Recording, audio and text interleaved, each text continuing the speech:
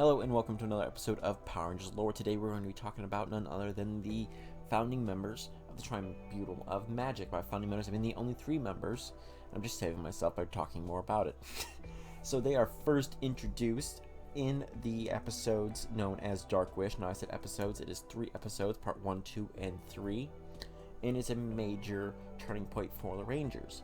Now they are told about them only after the episode 1 goes all the way through.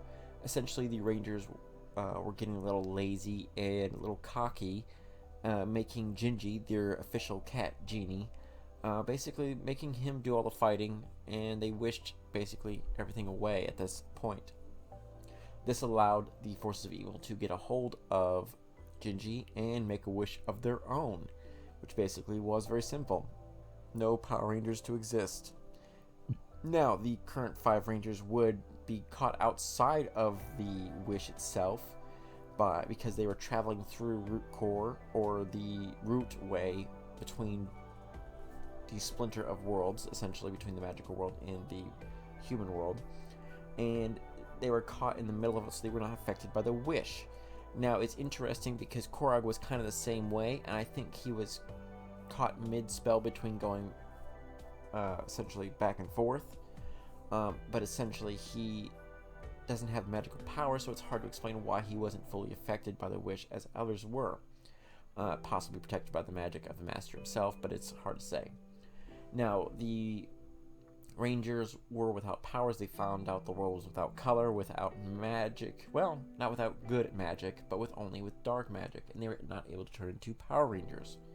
Now, this had come to an issue, and they were almost defeated several times because they couldn't morph at all. The person who would save them is none other than Korag. Now, their bitter enemy and basically Lord of Darkness at the time. However, Korag had an issue with the way that Imperius, the current bad leader of the Morlocks and basically servant of the Master, was running things, and he didn't like the barbarian beasts that were serving him. Korag basically makes a deal with the Rangers that they get their powers back, but they have to talk to none other than the Tribunal of Magic. He lets them borrow Fireheart, who is no longer their friend, but served by Korag, and I think it's basically a splinter of his knowledge and the such. Basically, he says that while he remembers the old world, he also remembers parts of this world as well. So that's why I think he's semi-protected by the Master's enchantments around him already, keeping him loyal. But he basically makes a deal with them because he believes in honor above all things. So he shows them kind of the way to the Tribunal of Magic, and they go through. They are met by a white, a red, and a black figure, representing the good as white magic. The red figure is neutral, and the black figure is dark magic. Now, they have an argument really quickly to say there's magic there, but it's not the good magic. It's not nice magic. It's not wondrous magic. It's dark, icky magic. While this is going on, basically, the council members look it through, and they basically kind of question the Rangers a little bit, who are not taking, essentially, the blame for what they did. They were the cause of this wish because they got lazy. But they weren't going to point it out to the Rangers. They wanted the Rangers to learn about it themselves.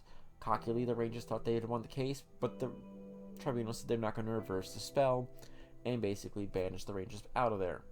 The Rangers go and fight on, making their decisions to continue to do something even though their spirits are broken.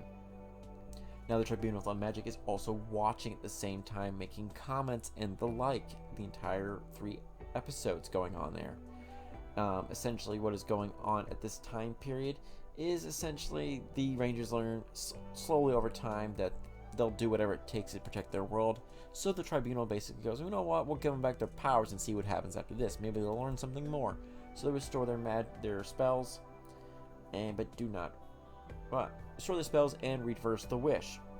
Only after watching the heroic ventures of the Rangers themselves, but it had to be unanimous, so even the dark magic, who was against them to begin with, agreed to it. Now, things would go on from there, and eventually at some point the Rangers would learn that essentially their mistake of they were getting lazy and their own issues. So the Tribunal granted them a new form, the legendary forms. And even Daggeron, who is the 6th Ranger and Gold Ranger at the time, would go even say only the Tribunal can grant this type of power. Now there's a few little things going on throughout the series. The Tribunal is also watching Korag and is very curious about him. And I think it's kind of why Korag's decision to help the Rangers and also the Korag to fight against these barbaric beasts is kind of why the Tribunal darkness, or the black figure, would essentially agree to this. But it's not fully as to reason why he did agree to this. So we continue to watch this entire episode, and we find out nothing else about them, but that we do know a few things. They will only interfere if magic itself is separated or ceases to exist. They're to ensure the existence of magic entirely, and are in a separate dimension entirely as well. Basically, beautiful little paradise. They just stand on things, and I don't know if they have anything else. They kind of remind me of the emissaries that you see in the Power Rangers things, but they don't shift forms. But that's all I know currently. Now, the Black is more hot-headed, and he is the overseer of dark magic. He is quick to make negative decisions about the Rangers, but he also has to do with the influence of dark magic itself. Now, it is also revealed somewhere in the episode of the third part of Dark Wish that he's related to Necroli. I don't know where that was. If someone could find that and put that in there, let me know. I could not watch the full episodes because they took them off Netflix, and I don't have the full series saved up right now, sadly. A little interesting thing, he's voiced by the same person who voiced Imperius, but he's basically more soft-spoken and more willing to, basically, is more flexible with dark magic. It's more complex what he did. I can't say what his whole thought process was, why he helped the Rangers, but maybe because he just saw, basically, there was an opportunity for them to do more. Now, the Red is the calm, comprehensive overseer of neutral magic. He's more willing to listen to the case, and basically he is overall the judge. If one starts to go in his way, he starts to agree immediately. And I think actually in neutrality, we not agree immediately, more say, but basically, if they have a really good case, he'll basically go, he's the basic leading figure, and will argue for both sides. Now, the White is the female overseer of good magic. She is compassionate and also inquisitive, and basically immediately was on the side of the Rangers going, well, there is a difference between magic here. Good magic is very different from dark magic. But she also at first agreed that the Rangers should learn a lesson first. Now, it is very interesting, while ensuring the existence of magic, they did not protect the Mystic Mother when she was attacked by the Master. And I will probably have to say they didn't see the Master as a major threat against magic, because they think he can't devour all of magic, because if he did, he'd explode, and that's what happened. So I think that's why. And they figured the Mystic Mother would save herself. That's kind of what's going on there.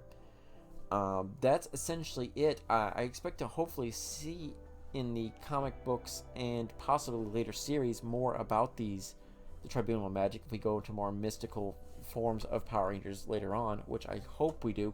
Cross your fingers.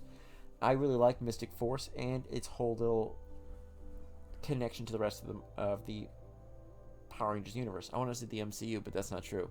The MMPRCU. See, that's not very catchy.